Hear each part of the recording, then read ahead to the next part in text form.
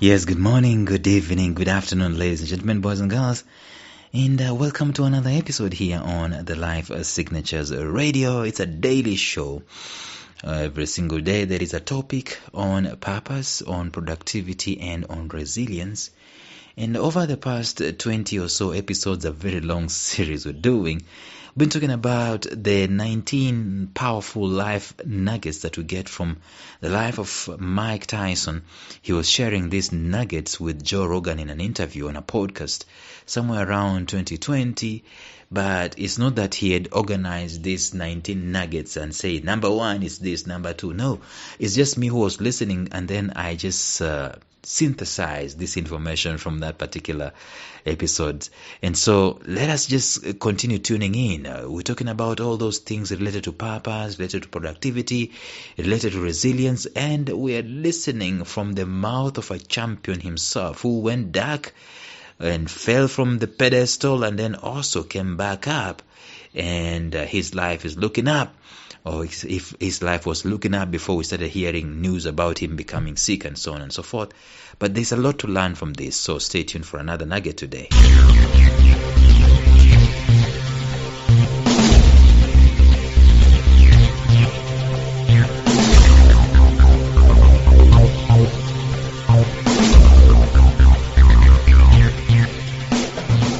Welcome to the Life Signatures podcast with Lawrence Namale.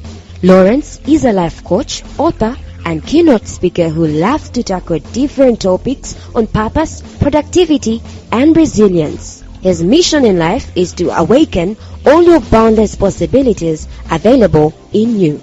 Life Signatures podcast is dedicated to bring to reality every single person who knows that deep down in their gut, there's got to be more to life than this. And now, here is your host, Lawrence Namale.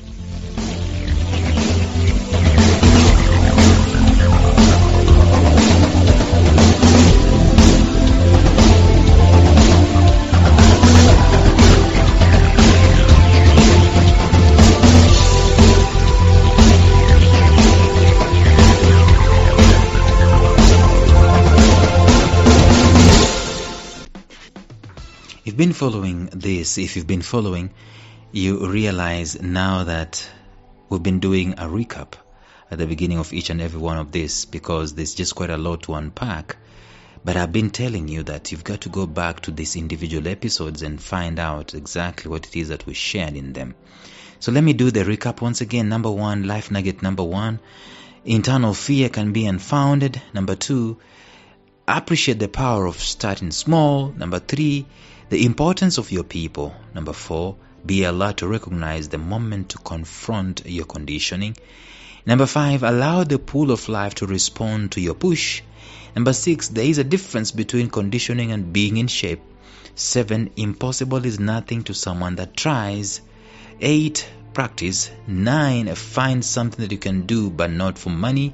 10, know and respect your opponent. 11, create a champion's age.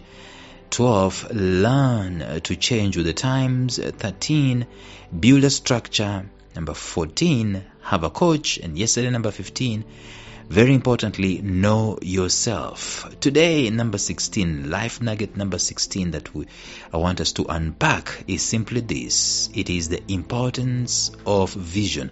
Appreciate vision. Mike Tyson tells a story of his childhood. This is very, extremely critical for us to understand. Because you might be asking, where did this guy come from? Did he even have boxing on his mind? He tells us he didn't. It was all about vision. He talks about his childhood. He was a delinquent. In fact, he was in a center where delinquents go.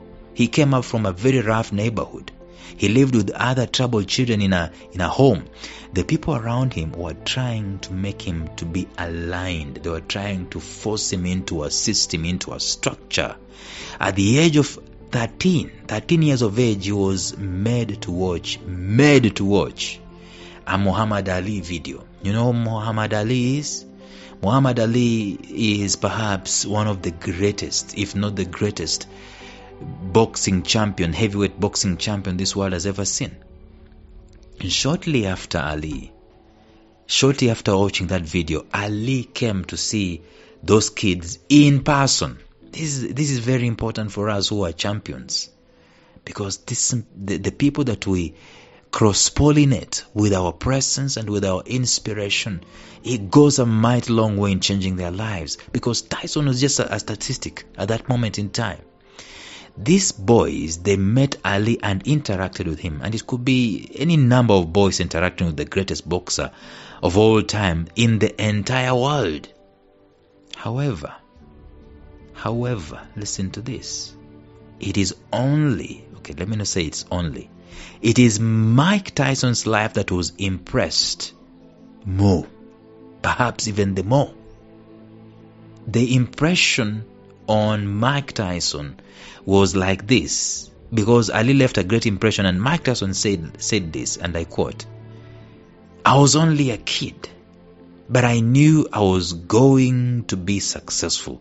I knew it was in my blood, and I was only a kid, but I said, I want to be like that guy, and it started working."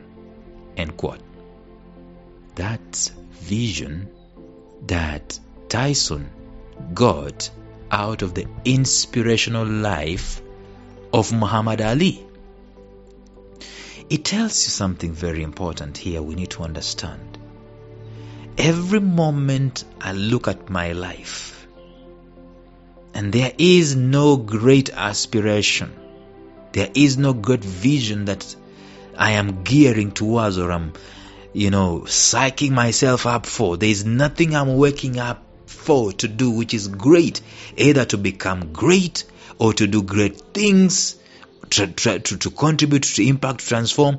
If there is no vision, if there is no possibility that I'm working for, I'm working towards, if there is now no goal that I'm building towards in my own life, there will be no transformation. I'll be the same old. And you know what the same old do? What we do in the same old fashion is the same thing the lions they do. It's the same thing the birds they do. Same thing worms do. Same thing fishes do. Nothing. They just be fish. A fish doesn't do anything legendary. Okay? A lion doesn't do anything legendary other than eating other animals. That's what it was meant to do. We cannot be like that as human beings. And the only division, the only difference that makes us human, makes us different from those animals, is vision. It is us who can aspire. You never see a lion sitting down and setting goals and saying, I'm going to be this great. Today I must kill 20 animals. No. It is the human who has this ability to dream. Lions don't dream. Okay, they don't. They don't dream of a better future, becoming better. I'm going to be a better lion tomorrow. No. Vision is what inspires us. And Muhammad Ali inspired a vision in the life of Mike Tyson. And from that moment, he tells us it started working. Let me just quote him again. He says, I was only a kid, but I knew I was going to be successful. I knew it was in my blood. I was only a kid, but I said, I want to be like that guy. And it started working. That is the power of vision and inspiration. Power of vision and aspiration. Before he met Ali, his life could have been as average as it actually was.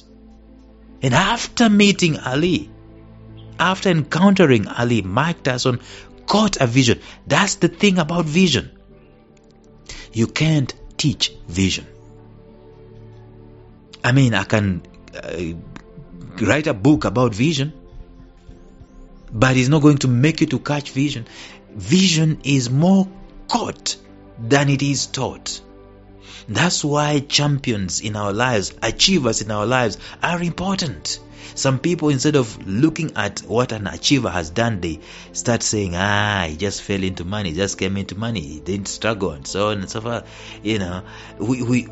The presence of champions in our lives, if you are an orator and you're in the presence of Les Brown or Barack Obama, he's got to do something for you. And if this potential has been put inside of you towards that niche, the encounter of these visionaries can do something for you. It can make you to catch a vision and you say, I am not going to die until something XYZ has happened in my life. Ali impacted Tyson in a great way that Ali himself might not even know. Tyson, by the time he met Ali, he wasn't even a boxer. He hadn't even done anything in that. He hadn't even thought about sports. I have a son who is not even 13, but he's already thinking about bass guitar and instruments and all that stuff, and he's playing that stuff. But imagine Tyson at 13 years of age, a teenager already. No vision, no nothing, no inclination towards sports. Didn't even know that he could be a boxer. Didn't even have an aspiration to be a boxer. But he catches a vision. And at 13, 14, 15, 16, 17, 18, 19, 6 years down the line, he's crystallized this vision to be the exact place where he caught it. He caught it from a world heavyweight champion. He became a world heavyweight champion at 19. In the same season that he got his vision, teenage years, is the same season that vision became a reality. That's the power of vision. The power of vision is pressed upon him so greatly that he moved heaven and earth and started aligning himself towards it. And the rest, as they say, is history. Many lives have been already altered by the power of vision and aspiration over the years. And yours and mine can also. And it's a sickening thing for a man or a woman not to have a vision. It's just a sickening thing. You don't have any personal aspiration that you're reaching out to. You don't even have this knowledge. Yesterday we talked about clarity. You don't even have this knowledge of whom you can be. What is the lesson? What is the lesson at the end of the day? Number 16, we're learning.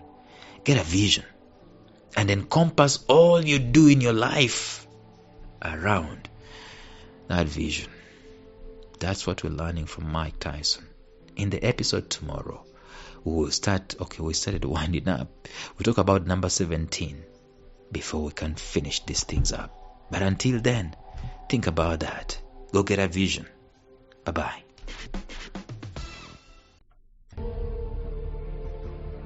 Thank you for listening to Life Signatures Radio. If you enjoyed today's show, subscribe to Life Signatures Radio on iTunes, Stitcher, or visit our website at lifesignatures.libsyn.com. Life Signatures Radio, fresh, clean, and inspiring.